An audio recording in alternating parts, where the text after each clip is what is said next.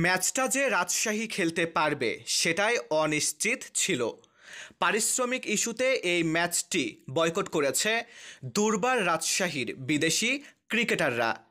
আর বিপিএলের গঠনতন্ত্র অনুযায়ী অন্তত 2 জন বিদেশি ক্রিকেটার নিয়ে একাদশ সাজাতে হয়।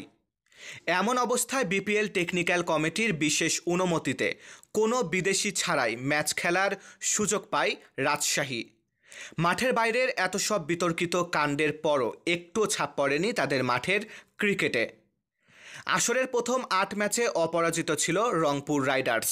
নিজেদের নবম ম্যাচে রাজশাহীর মুখোমুখি হয় রংপুর, আর সেখানে থামে রাইডার্সের জয়রথ।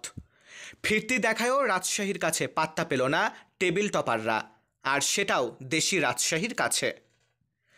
রবিবার 26 জানুয়ারি মিরপুরে টস হেরে আগে ব্যাট করতে নেমে নির্ধারিত 20 ওভারে 9 উইকেট হারিয়ে 119 রান সংগ্রহ করে রাজশাহী। দলের হয়ে সর্বোচ্চ অপরাজিত 28 রান করেন শানজামুল ইসলাম। জবাবে খেলতে নেমে 20 ওভারে 8 উইকেট হারিয়ে 117 রানের বেশি করতে পারেনি রংপুর। ফলে 2 রানের জয় পেয়েছে দুর্বার রাজশাহী। মারুফ হাসান বিশাল, বাংলা 10।